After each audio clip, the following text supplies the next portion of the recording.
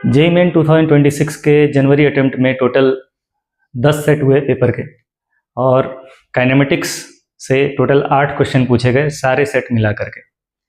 अब काइनेमेटिक्स का मतलब हो गया हमारा motion in 1 dimension, 2 dimension, vector, relative सब कुछ लेकर के टोटल 8 क्वेश्चन पूछे गए। तो आइए देखते हैं, इतना सारा क्वेश्चन प्रैक्टिस करने के बाद, इतना मेहनत करने के बाद जो सवाल हमसे पूछे गए हैं, कितने खास सवाल हैं वो।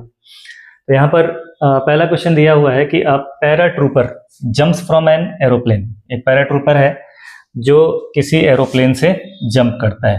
तो अगर यहाँ से ये जंप किया तो हम इनिशियल वेलोसिटी लेंगे 0। Opens a parachute after 2 second of free fall. जब यहाँ से ये 2 सेकेंड गिर जाता है उसके बाद ये अपना पैराशूट ओपन करता है। Start decelerating with 3 metre per second square. अब यहाँ से इस पॉइंट से, चलो मैं नाम लिख लेता हूँ। अब यहाँ से जब ये नीचे आता है तो इसका डिसेलरेशन होता है, ये अपने स्पीड को धीरे धीरे घटता है इसका स्पीड।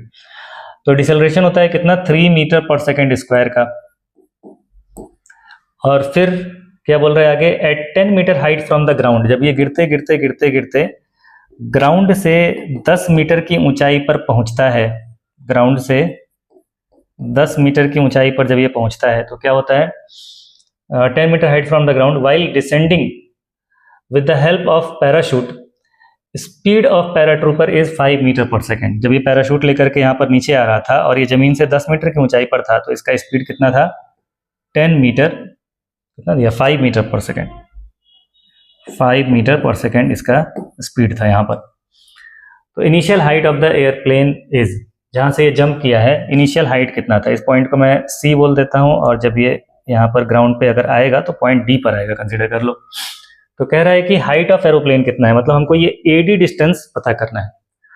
अब जो बच्चे ढंग से पढ़े हैं आपको पता है कि इस तरह का क्वेश्चन हमने किया है, ठीक है। हमने क्लास में भी जब क्वेश्चंस किए थे तो इस तरह के क्वेश्चन आपके असाइनमेंट में भी आए हुए हैं और टेस्ट में भी आए हुए हैं, क्लास के अंदर भी डिस्कस हुए हैं। तो ऐसा नहीं है कि बहुत अनोखा क्वेश्चन है, किया नहीं हमने एक क्वेश्चन किया था, क्लास में ही किया था। उसमें ये बोला गया था कि पहले ये जंप करता है यहाँ पर तो कुछ देर तक तो फ्री फॉल होता है, फिर पैराशूट ओपन करता है, फिर जब जमीन पर आता है तो जमीन पे टकराने का स्पीड दिया हुआ था और आपको हाइट पूछा था। इसमें थोड़ा सा अलग ये है कि जमीन से कुछ हाइट पर, ग्राउंड से कुछ हाइट पर ही ये स्पीड दे रखा है और टोटल ये पूछा हुआ है। तो हमने यहाँ तक का क्वेश्चन तो क्लास के अंदर ही किया है। अब उसको करने के बाद हमें करना क्या है, उसमें 10 ऐड कर देना है बस। तो बहुत डिफरेंट क्वेश्चन नहीं था, ऐसा क्वेश्चन नहीं था कि बहुत अजीब हो, करने लायक नहीं हो। आसान क्वेश्चन है, किया हुआ है तो आसानी से कर सकते हैं। तो चलो स्टार्ट करते हैं इसको। ए से बी तक पहले तो फ्री फॉल होता है। जब ये ए से बी तक फ्री फॉल में है तो हम लोग पढ़े हैं कि अगर किसी भी ऑब्जेक्ट को हम ड्रॉप कर देते हैं और ड्रॉप कर देते हैं तो एच गिरने के बाद से उसका स्पीड कितना हो जाता है, v is equal to root 2gh। T time में ये कितना नीचे गिरता है तो h is equal to half g t square. ये सब कुछ हमने डिराइव करके, और क्योंकि कुछ चीजें ऐसी हैं जो बार बार यूज में आती हैं तो हमने बोला था कि इसको याद कर लोगे तो टाइम बचेगा। तो टी टाइम में कोई कितना गिरेगा, हाफ जी टी स्क्वायर गिरेगा। अब देखो जरा हाफ जी टी स्क्वायर कितना आता है, तो हाफ जी के जगह पर बोला गया है 10 ले लीजिए, इंटू 10 कितने सेकंड तक ये गिरता है, यहाँ से यहाँ तक गिवन है आपको 2 सेकंड, 2 सेकंड तक ये गिरता है। तो हाफ इंटू 10 इंटू 2 स्क्वायर, ये कितना आ गया आपका 20 आ जाएगा, 20 मीटर। ये याद भी रहता है हमको, ये जो 20 मीटर आ रहा है याद भी रहता है। ये कोई भी ऑब्जेक्ट अगर ड्रॉप कर दिया जाए, पहले सेकंड में 5 मीटर गिरता है, दूसरे सेकंड में 15 मीटर गिरता है, टोटल 2 सेकंड में 20 मीटर गिरता है। जो बच्चे ढंग से तैयारी किए रहते हैं, इतना सारा प्रैक्टिस करते हैं, बहुत सारे इंफॉर्मेशन याद रहता है। तो 20 मीटर ये गिरा यहाँ तक। अब इसके बाद बी से सी तक का स्टडी करते हैं। बी से सी तक का स्टडी करने के लिए पहले तो हमको चाहिए वेलोसिटी एट बी, यहाँ पर वेलोसिटी कितना होगा। तो पहले फाइंड कर लेते हैं यहाँ से। अगर डाउनवर्ड डायरेक्शन पॉजिटिव माने तो इनिशियल वेलोसिटी 0, और ये डाउनवर्ड डायरेक्शन में हम लोग आ रहे हैं, v is equal to u plus a t लगाते हैं, v is equal to u plus a t. Initial velocity 0 है, एक्सेलरेशन डाउनवर्ड g, ठीक है, और टाइम कितना, 2 सेकंड तक ये गिरा है, और वेलोसिटी आपको बताना है। तो v इज इक्वल टू हो जाएगा 2g, मतलब 20 मीटर पर सेकेंड। यहाँ का वेलोसिटी कितना आ गया, 20 मीटर पर सेकेंड। अब बी से सी तक के लिए स्टडी करिए, बी से सी तक वाली जर्नी के लिए। बी से सी में initial velocity 20 metre per second है, पॉइंट सी पर जब ये पहुंचता है तो इसका वेलोसिटी हो जाता है 5 मीटर पर सेकेंड, मतलब v इज इक्वल टू मैं ले सकता हूँ 5 मीटर पर सेकेंड। और ये डिस्प्लेसमेंट आपको फाइंड करना है। और यहां से यहां तक के लिए एक और इंफॉर्मेशन है कि deceleration 3 metre per second square है। मतलब अगर मैं डाउनवर्ड डायरेक्शन को पॉजिटिव मानूं तो एक्सेलरेशन ऊपर की तरफ होगा। ये इसको एयर फ्रिक्शन जो होगा वो पैराशूट को रोकने की कोशिश करेगा। तो अगर डाउनवर्ड पॉजिटिव माना है तो अपवर्ड नेगेटिव, मतलब a -3 metre per second square ये लिया जा सकता है। अब आपको निकालना है BC डिस्प्लेसमेंट कितना हो जाएगा। थर्ड इक्वेशन ऑफ मोशन लगाओ, s is v square minus u square is equal to 2as। v है 5 square minus 20 square is equal to 2 into -3 into s। 5 का square 25 minus 400 is equal to -6 s। s is equal to हो जाएगा -375 divided by -6, मतलब 375 upon 6। 375 upon 6 divide करो, 6 6 36, 15 आ गया, तो 6 दूनी 12, 30 6 35, 62.5 metre ये BC डिस्प्लेसमेंट हो गया। अब टोटल पूछ रहा है कि बताइए इस एरोप्लेन की हाइट कितनी होगी जमीन से। तो यहाँ से यहाँ तक का डिस्टेंस है 20, यहाँ से यहाँ तक का है 62.5 और यहाँ से यहाँ तक का है 10। तो टोटल डिस्टेंस या h मैं बोल दूँ 20 प्लस 62.5 वहाँ पर आया हुआ है प्लस 10 ऐड करोगे तो 60 और 20 80 और 10 90 92.5 मीटर इतने हाइट से ये जंप लगाया होगा, यानी कि ए ऑप्शन करेक्ट है। आई बात समझ में? तो बिल्कुल बेसिक क्वेश्चन है, कुछ खास नहीं है इसके अंदर। नेक्स्ट ग्राफ से क्वेश्चन है। ग्राफ में मैंने बताया था क्लास में कि 3 तरह के क्वेश्चन बनते हैं। एक एनालिसिस का होता है, ग्राफ बना करके दे दिया, इससे पूछ लिया कि आपका बताइए वेलोसिटी कैसा है, पॉजिटिव है, नेगेटिव है, इंक्रीजिंग है, डिक्रीजिंग है, ये सारी चीजें एनालिसिस ऑफ ग्राफ का बनता है। दूसरा ग्राफ को स्केच करने वाला क्वेश्चन होता है, कोई कंडीशन दे करके बोला जाता है कि ग्राफ बनाओ। और तीसरा होता है एक ग्राफ बना करके उसको दूसरे ग्राफ में कन्वर्ट करना। तो ये जो थर्ड टाइप हमने डिस्कस किया है उसी से ये क्वेश्चन है, और ये भी क्लास के अंदर इस तरह के काफी क्वेश्चंस डिस्कस हुए हैं, टेस्ट में भी काफी क्वेश्चंस इसमें से आए हैं। हाँ, तो ये तीसरे टाइप का क्वेश्चन था जिसमें एक ग्राफ दे करके और इसको दूसरे ग्राफ में कन्वर्ट करना था। यहाँ पर v और x के बीच में ग्राफ दिया है, a और x के बीच में कैसा ग्राफ होगा इसके करस्पॉन्डिंग वो बताना है आपको। तो इसके लिए क्या करते हैं हम लोग कि जो ग्राफ गिवन है उस ग्राफ के हेल्प से हम एक इक्वेशन बनाते हैं और फिर उस इक्वेशन को जो v और x में इक्वेशन बनेगा उसको a और x में कन्वर्ट करेंगे। तो देखो यहाँ पर ये स्ट्रेट लाइन है, स्ट्रेट लाइन का इक्वेशन होता है y is equal to mx plus C, general equation y is equal to mx plus C. अब यहाँ पर क्या है कि नेगेटिव स्लोप है, मतलब m नेगेटिव होगा और इंटरसेप्ट पॉजिटिव है, ये ओरिजिन से ऊपर इसको कट कर रहा है। तो स्लोप कुछ भी होगा, जितना भी है कांस्टेंट स्लोप है क्योंकि स्ट्रेट लाइन है। तो मैं लिख सकता हूँ y एक्सिस पर है v इज इक्वल टू, मान लीजिए कि इसका स्लोप है k इंटू एक्स प्लस सी का मतलब यहाँ से यहाँ तक की दूरी, वेलोसिटी है v से ही रिलेटेड कोई टर्म ले लिए, मान लीजिए v नॉट ले लिए, तो c के जगह पर हो गया v नॉट। अब आपको इस इक्वेशन को, इस ग्राफ के लिए इक्वेशन मैंने लिख दिया, इस इक्वेशन को क्या करना है a और x में कन्वर्ट करना है। vx में इक्वेशन है, ax में चेंज करना है इसको। तो हमको पता है a इज इक्वल टू होता है v dv by dx।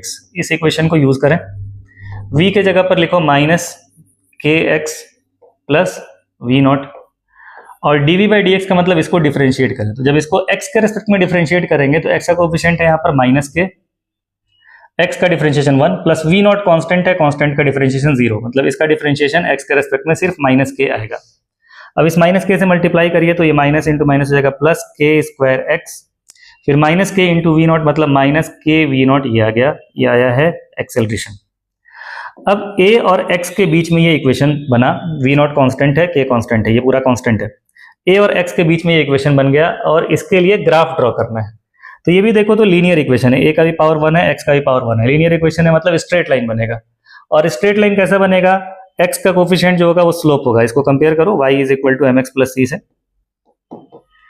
y axis पर एक्सेलरेशन ले लेंगे, x एक्सिस पर x ले लेंगे, स्लोप के जगह पर k स्क्वायर जो कि पॉजिटिव है और इंटरसेप्ट हमारा कैसा है, नेगेटिव है। तो positive slope negative intercept, positive slope का मतलब लाइन ऐसे ऊपर जाएगा, ऊपर जाएगा, और इंटरसेप्ट नेगेटिव का मतलब ओरिजिन से नीचे वो एक्सिस को काटेगा, वाई एक्सिस को। तो देखो ये लाइन ऊपर जा रहा है और वाई एक्सिस को ओरिजिन के नीचे काट रहा है, ठीक है। तो ये इस इक्वेशन के लिए ये करेक्ट ग्राफ बनेगा, मतलब डी ऑप्शन इसका सही होना चाहिए, ठीक है। नेक्स्ट, यहां पर दिया है water drops fall from a tap on floor 5 metre below. Physics में जब हम लोग क्वेश्चन करते हैं तो कोशिश करना चाहिए कि क्वेश्चन करते करते आप या रीड करते करते एक डायग्राम बनाए, ग्राफ बनाए, स्पेशली मैकेनिक्स वगैरह के क्वेश्चन अगर है तो। और अगर डायग्राम हम बना लेते हैं, एक रफ स्केच हो जाता है, तो इजीली हमारे क्वेश्चन सॉल्व हो जाते हैं। तो चलो यहाँ पर देखते हैं क्या लिखा है। Water drops fall from a tap on the floor 5 metre below. एक टैप से वाटर ड्रॉप गिरते हैं, पानी की बूंदें एक टैप से गिरती हैं कहां पर, जमीन पर। और जमीन के बारे में क्या लिखा है, 5 मीटर बिलो। ये टैप से 5 मीटर नीचे जमीन है, ठीक।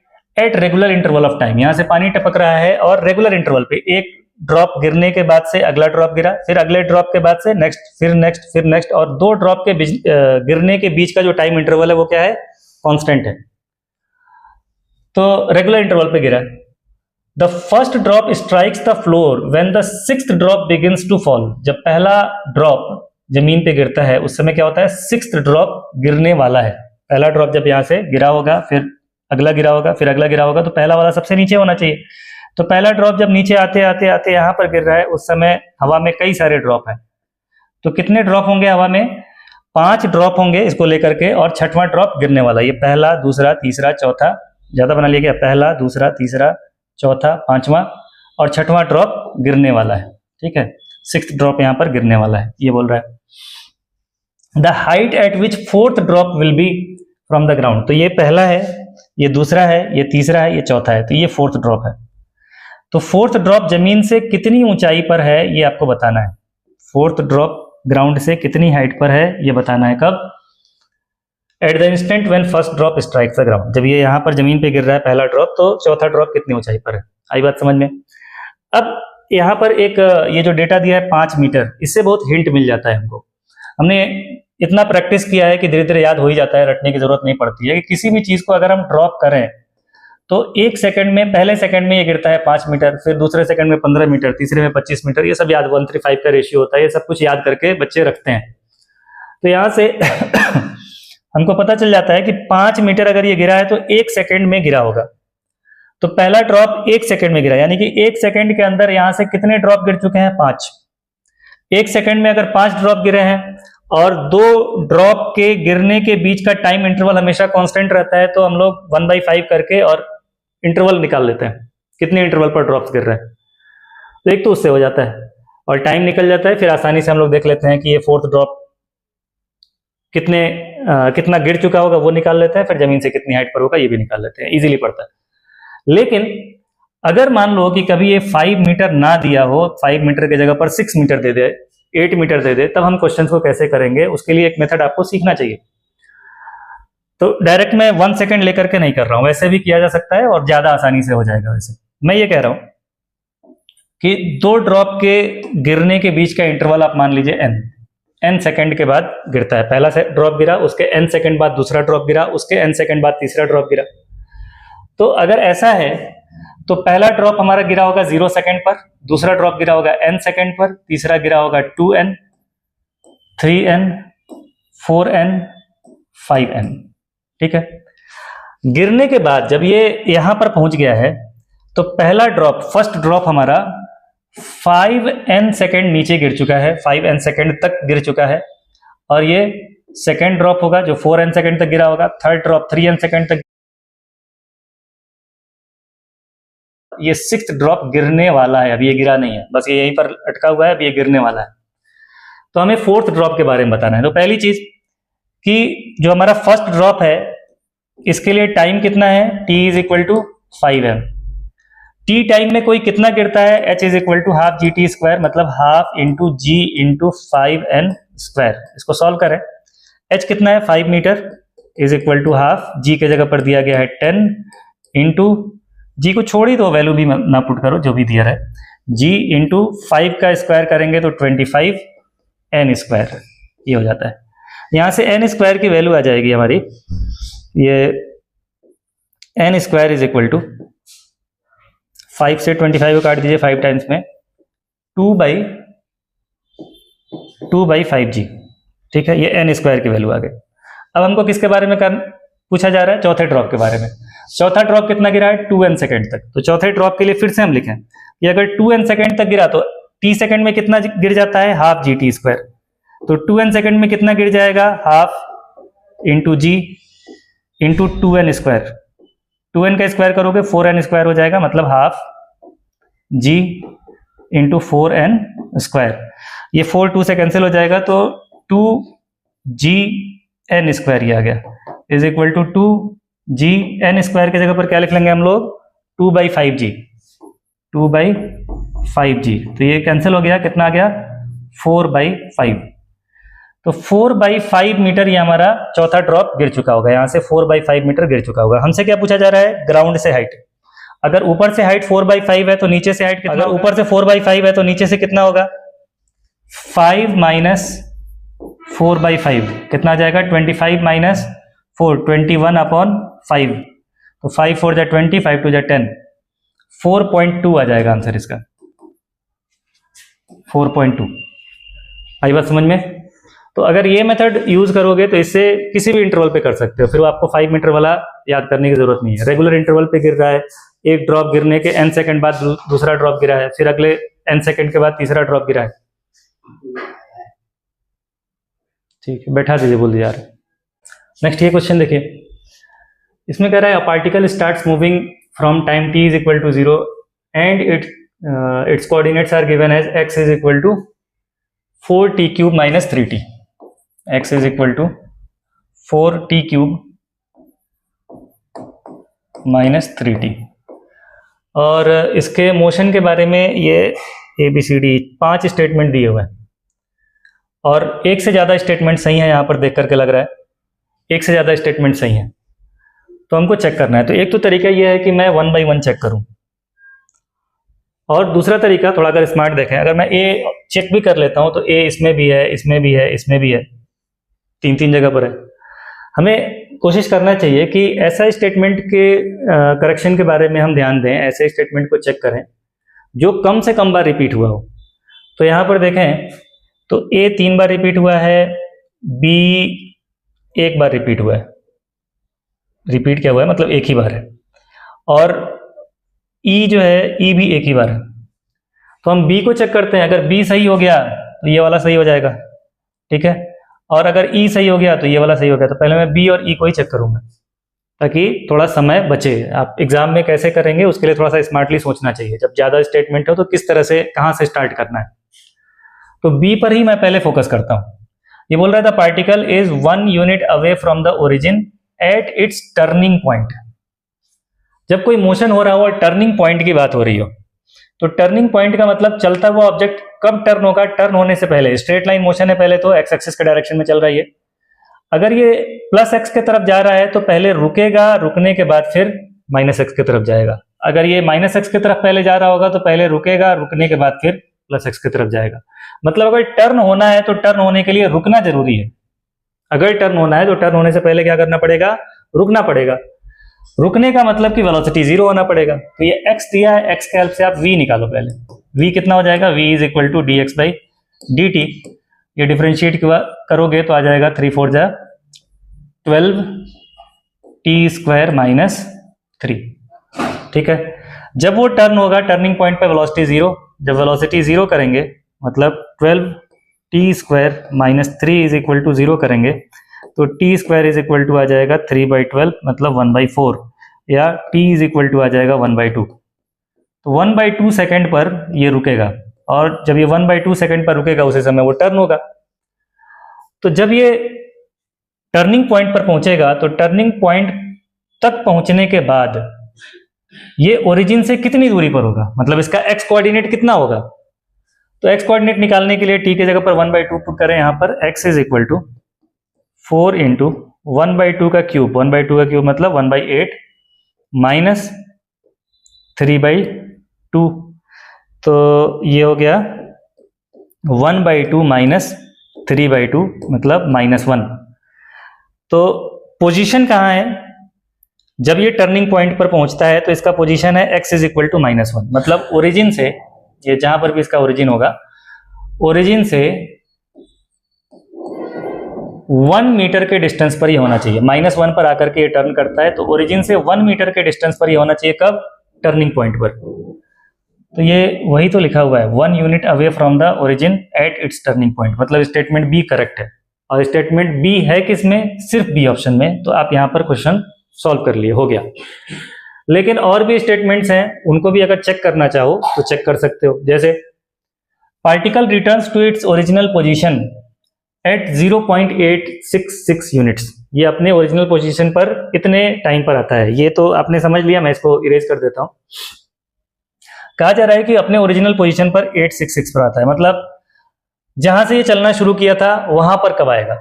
कहां से चलना शुरू किया है तो t इज इक्वल टू 0 इसके अंदर रखिए। t इज इक्वल टू 0 रखने से x इज इक्वल टू 0, मतलब x इज इक्वल टू 0 से हमारा पार्टिकल चलना शुरू करता है।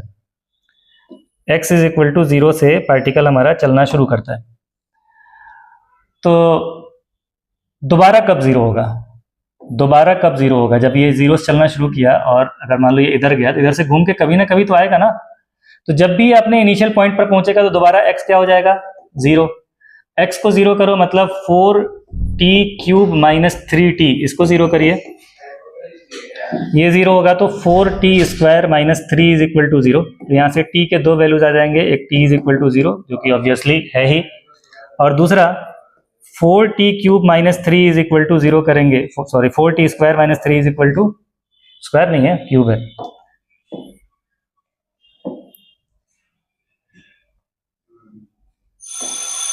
स्क्वायर ही है। 4t² minus 3 is equal to 0 करेंगे तो 4t² इज इक्वल टू आ जाएगा 3, या t² इज इक्वल टू आ जाएगा 3/4, या t इज इक्वल टू आ जाएगा √3/2, और √3/2 का वैल्यू 0.866 होता है। ये हमने याद किया हुआ है। क्यों याद किया है? क्योंकि ट्रिग्नोमेट्री में भी ये वैल्यू आती है और बहुत बार हमको कंपैरिजन करना पड़ता है, इसीलिए मैंने बोला था कि √3/2 का वैल्यू, √3 का वैल्यू तो याद ही होता है, 1/√3 का वैल्यू, ये सारे वैल्यूज हमको याद होने चाहिए। तो 0.866 पर ये दोबारा ओरिजिन पर पहुंच जाएगा, मतलब अपने स्टार्टिंग पॉइंट पर पहुंच जाएगा। तो ये पॉइंट एक एक्सप्लेनेशन हो गया।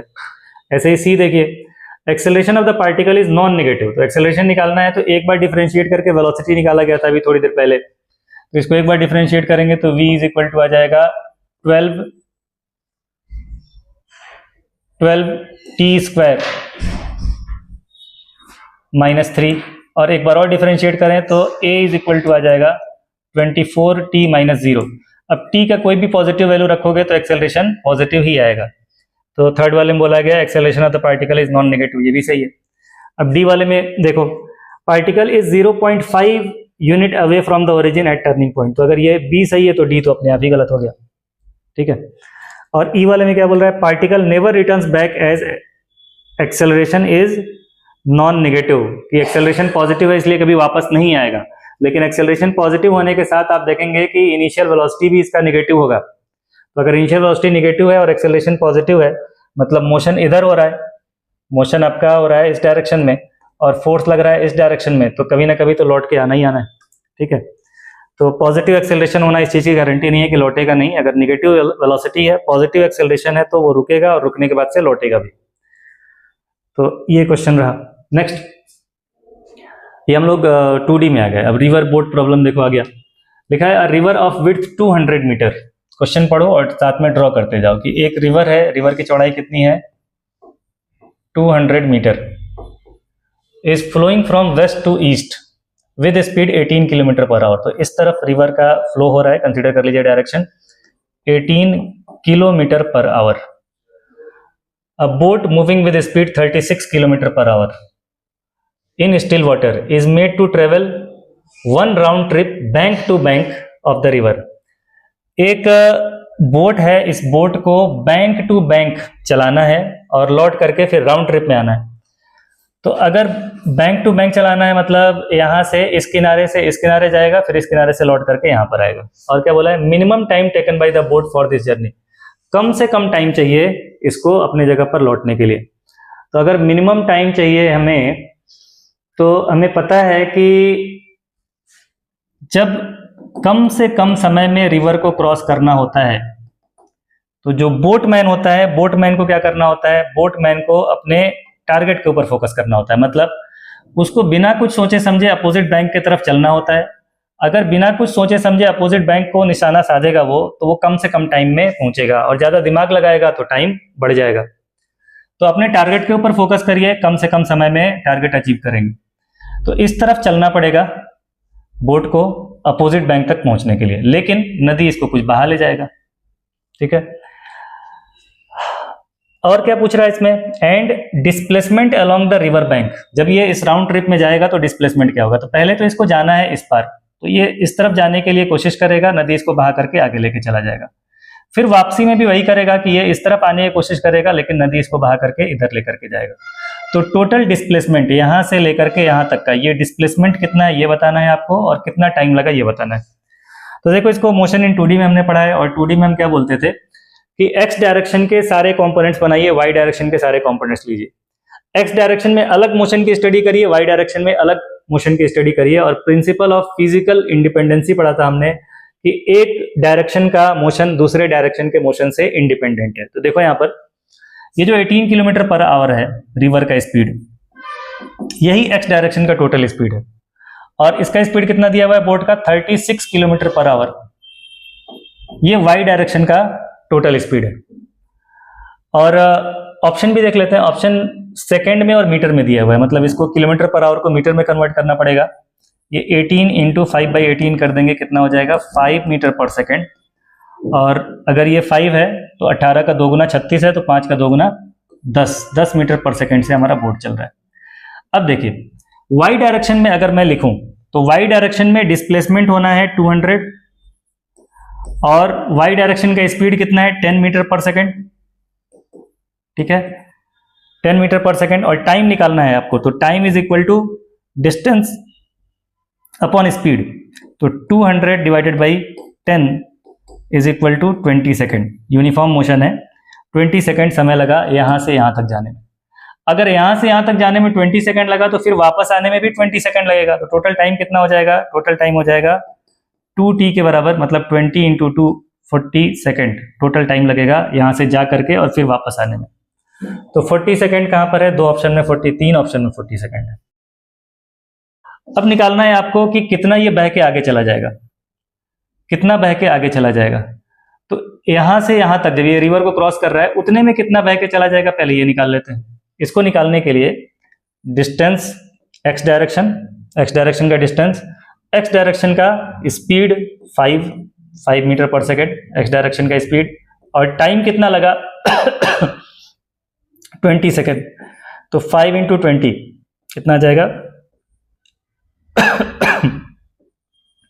100 मीटर। तो जब ये यहां से यहां गया उतने में यहां से ये 100 मीटर बह गया, फिर वापस आएगा तो दोबारा से 100 मीटर बह जाएगा। तो टोटल ये कितना बह जाएगा आगे 100 पहली बार, 100 दूसरी बार, तो टोटल 200 मीटर ये फ्लो के डायरेक्शन में बह जाएगा। ठीक है, तो 40 second and 200 metre, 40 second and 200 metre, ये सी ऑप्शन है। आई बात समझ में? चलिए नेक्स्ट अगला कह रहा है, a projectile is thrown upward at angle 60 degree with the horizontal. एक प्रोजेक्टाइल है, इसको हॉरिजेंटल से 60 डिग्री पर फेंका गया, तो इस तरह से आकर के ये गिरा होगा 60 डिग्री। ठीक, आगे देखते हैं। The speed of projectile is 20 metre per second when its direction of motion is 45 degree with the horizontal. 60 degree के एंगल पर तो फेंका गया है, लेकिन जब ये आगे जाता है और किसी पॉइंट पर इसका एंगल ऑफ इंक्लिनेशन ग्राउंड से कितना हो जाता है, हॉरिजेंटल से 45 डिग्री, उस समय इसका स्पीड कितना है 20 मीटर पर सेकेंड। इस समय इसका स्पीड है 20 metre per second. When its direction of motion is 45 degree with the horizontal, the initial speed of the projectile is, projectile का इनिशियल स्पीड कितना होगा। अगर ये u स्पीड से फेंका गया है तो u कितना होगा। तो प्रोजेक्टाइल मोशन में भी हमको मालूम है कि x डायरेक्शन में एक्सेलरेशन 0 होता है, मतलब x डायरेक्शन का वेलोसिटी जो है ये कभी नहीं बदलता है। तो यहाँ पर x डायरेक्शन का वेलोसिटी अगर मैं ux लिखूं तो ux कितना हो जाएगा u cos 60, और यहाँ पर x डायरेक्शन का वेलोसिटी लिखा जाए तो ये हो जाएगा 20 cos 45। अब x डायरेक्शन का वेलोसिटी कभी बदलता नहीं है, तो अगर ये वेलोसिटी v है, ये vx है, तो जितना vx है उतना ही ux भी होगा। ux और vx दोनों क्या होंगे? बराबर होंगे। और अगर vx और ux बराबर है, वैल्यू पुट करिए। vx के जगह पर 20 cos 45 का मतलब 1/√2 इज इक्वल टू ux का मतलब u cos 60 का मतलब 1/2। तो ये इससे कैंसिल हो जाएगा, √2 टाइम्स में इधर मल्टीप्लाई हो जाएगा। u is equal to 20√2 metre per second. ये इसका स्पीड होगा 20√2 मीटर पर सेकेंड जब ये इसको फेंका गया होगा। स्टार्टिंग में इसका स्पीड 20√2 मीटर पर सेकेंड होगा। ये बात समझ में? Next, a boy throws a ball into air at 45 degree from the horizontal to land it on a roof of building of height h. If the ball attains maximum height at 2 seconds and lands on the building in 3 seconds after launch, then value of h is 2 second पर ये maximum height पर पहुंचता है और building पर ये गिरता है 3 सेकंड पर। 2 सेकंड पर मैक्सिमम हाइट पर पहुंचा और बिल्डिंग सपोज कि यहाँ पर है, इस बिल्डिंग के ऊपर आगे गिरता है ये 3 सेकंड में। तो पूछा जा रहा है कि what is the value of h। h क्या है? Height of the building. तो अगर बिल्डिंग का हाइट h है तो h कितना होगा ये आपको बताना है। यहां पर ये पहुंचता है 2 सेकंड में। देखो थोड़ा सा स्मार्टली एक्ट करो, फॉर्मूला लगाने की जरूरत नहीं पड़ेगी। मोशन इन 2D में हमने क्या सीखा है? x डायरेक्शन में अलग इक्वेशंस लगा सकते हैं, y डायरेक्शन में अलग इक्वेशंस लगा सकते हैं, वही यूज करते हैं हम लोग। यहाँ पर वेलोसिटी कंसीडर u है और ये 45 डिग्री पर फेंका गया है, ठीक है। अगर ये 45 डिग्री पर फेंका गया है तो ux और uy फाइंड करें, इनिशियल वेलोसिटी का x कंपोनेंट और इनिशियल वेलोसिटी का y कंपोनेंट। तो ux हो जाएगा u cos 45 मतलब u/√2 और uy हो जाएगा u sin 45 मतलब ये भी हो जाएगा u/√2। ये uy हो गया, ठीक। और यहां पर जब ये अपने मैक्सिमम हाइट पर, पीक पर पहुंच जाएगा तो सिर्फ इसके पास vx होगा और जो vy होगा, vy कितना हो जाएगा? 0। y डायरेक्शन में इक्वेशन ऑफ मोशन लगाइए। Initial velocity uy, final velocity 0 और एक्सेलरेशन -g के बराबर। ऊपर पॉजिटिव ले रहा हूं, नीचे नेगेटिव ले रहा हूं, तो एक्सेलरेशन नीचे की तरफ, नेगेटिव डायरेक्शन में -g। तो vy is equal to uy plus ay into t, ये लगाओ। vy है 0 is equal to uy, ay के जगह पर -g और t के जगह पर 2 second, uy is equal to 2g। मुझे लगता है कि ये uy की वैल्यू भी रख करके और u निकालने की जरूरत नहीं पड़ेगी, बस इसी से हमारा काम हो जाएगा। देखिए कैसे बोल रहा है 3 सेकंड बाद ये यहां पर पहुंच रहा है। जब यहां पहुंच रहा है तो टाइम हो जा रहा है 3 सेकंड। तो अब देखो इनिशियल वेलोसिटी y डायरेक्शन का है uy। जब ये यहां पर पहुंचा है तो आपको displacement in y direction h जो है ये फाइंड करना है। एक्सेलरेशन इन y डायरेक्शन है -g, ऊपर पॉजिटिव लेंगे अगर तो, और टाइम है हमारे पास 3 सेकंड। टाइम 3 सेकंड है। अब क्या करो, 4 पैरामीटर आपके पास हैं, किसी भी इक्वेशन ऑफ मोशन में 4 ही होते हैं। कौन सा इक्वेशन लगा सकते हैं यहाँ पे आप? s is equal to u t plus half a t. Second equation लगा सकते हैं h is equal to u y t plus half a y t square.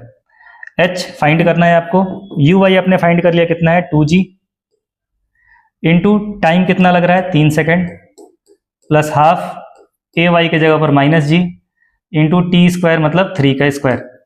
तो 6g minus 9g/2, value put करिए तो 6g हो जाएगा 60 minus 90/2 हो गया 45। तो 60 में से 45 माइनस कर दो, कितना आ जाएगा 15 मीटर, ठीक है। 60 में से 45 घटा दिए तो 15 मीटर आ गया। तो 15 मीटर की ऊंचाई पर ये हमारा बॉल होगा। चलो नेक्स्ट देखते हैं।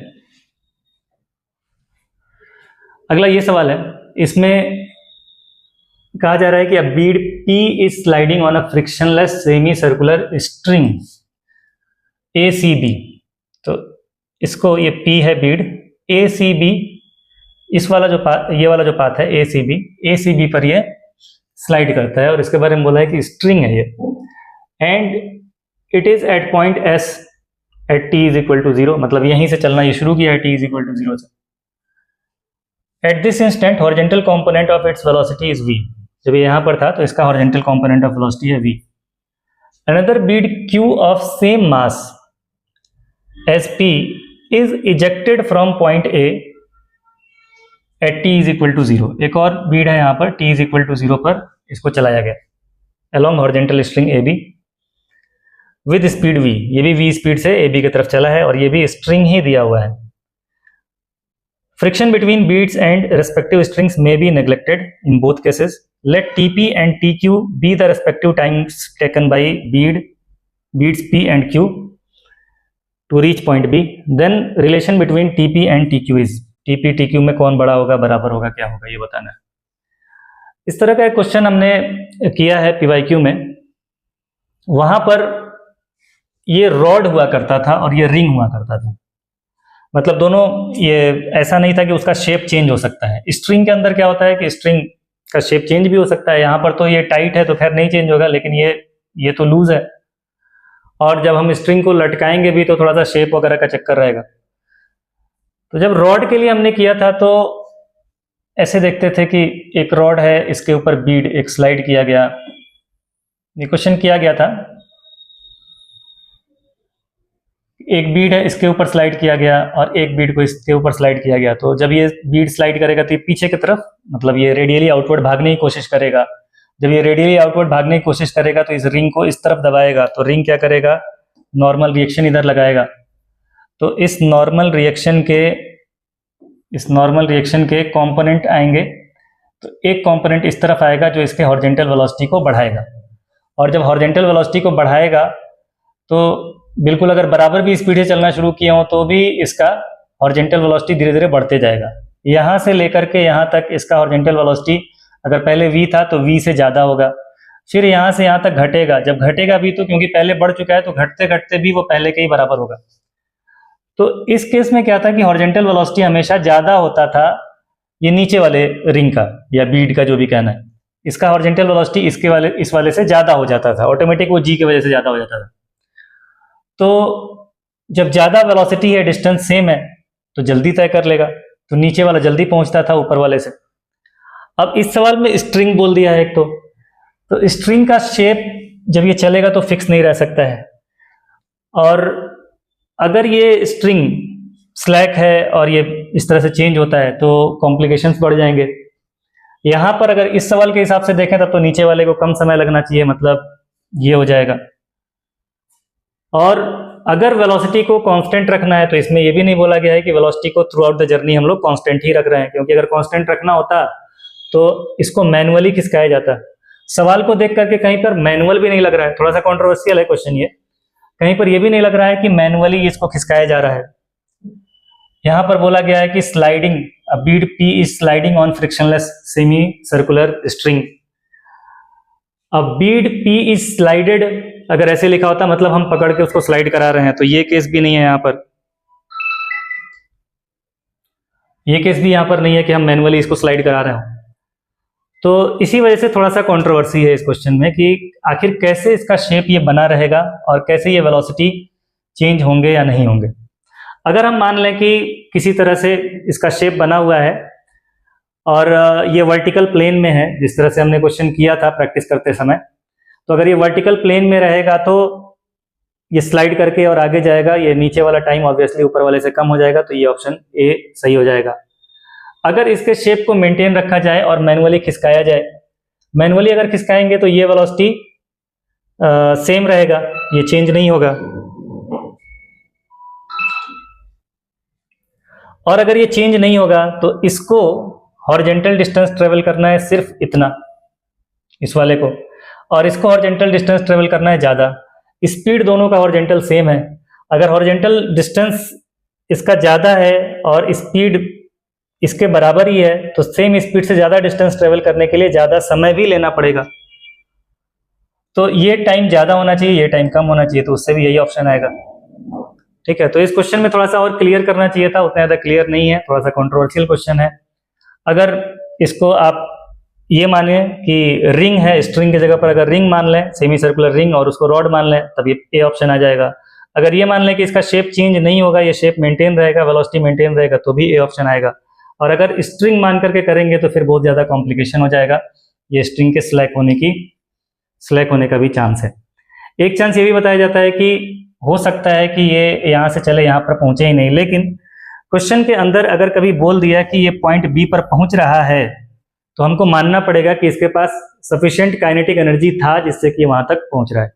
ठीक है, अगर क्वेश्चन के अंदर बोल दिया तो हमको मानना पड़ेगा कि हाँ वहां तक पहुंचेगा ही पहुंचेगा। तो ए ऑप्शन इसका लगाएंगे हम लोग, ए ऑप्शन ही इसका आंसर दिया होगा। तो ये हो गया इसका आंसर। अभी तक जो हमने 8 क्वेश्चन किए हैं, इन 8 क्वेश्चन में कोई भी ऐसा क्वेश्चन नहीं था जो लगे कि बिल्कुल भी किया हुआ नहीं है या बिल्कुल देखा हुआ नहीं है, ऐसा कोई अनोखा सवाल नहीं था इनके अंदर।